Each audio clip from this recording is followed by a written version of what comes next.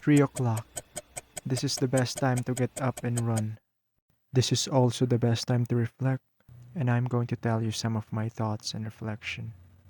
The wee hours is magical.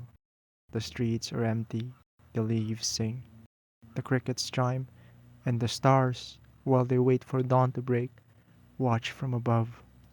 You get an uplifting feeling when you get out at these hours. It's enchanting. It's just you and nature and you. But when you're 30 minutes in the run, it becomes you and your thoughts.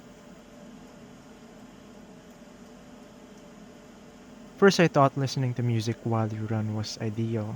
A lot of people do it. Because one thing that music does is it hypes you up. It fires you up when you're tired. And David Goggins, a Marine and an athlete, questioned that: what are you going to do when the headphones come off? What are you going to do when you don't have external motivation? When there's no music pumping you up, you will be left alone with your thoughts.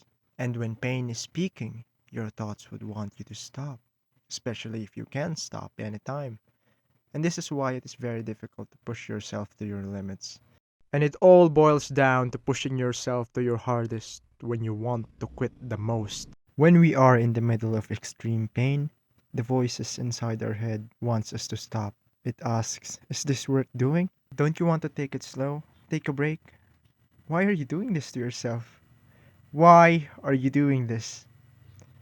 For me, this is the most crucial part of the run. Confronting those voices that wants to quit and enunciating my whys. Because the most important conversations you'll ever have are the ones you'll have with yourself.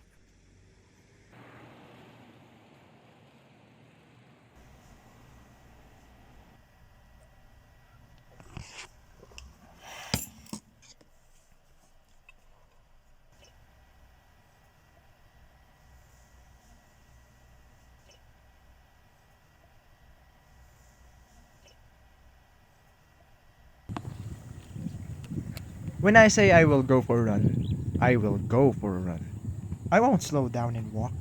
I might slowly jog when I'm exhausted, but I will never walk. Covering your distance with walking is a big cheat. I adopted this credo from Haruki Murakami, one of my favorite author. His memoir, What I Talk About When I Talk About Running, is one of the books that shifted my perspective and my approach toward life. When he was amassing awards, fame, and fortune, he reflected upon his writings. Maybe numbers of copies sold, awards won, and critics' praise serve as outward standards for accomplishment in literature. But none of them really matter. What's crucial is whether your writing attains the standards you've set for yourself. Failure to reach that bar is not something you can easily explain away. When it comes to other people, you can always come up with a reasonable explanation, but you cannot fool yourself. Ever since I adopted this maxim, I've placed running somewhere special in my heart. I've set my standards and reached them every day. I became careful of how I talk to myself, because when I look at it now, most of the interior dialogue is just an excuse for me to take the easier path, to chase immediate gratification, and to live unproductively. It is crucial for anyone to examine his thoughts, and you can't examine your thoughts if you're constantly occupied at something, maybe work, studies, or worse, just gaming or social media. It is crucial, sometimes, to be one with nature.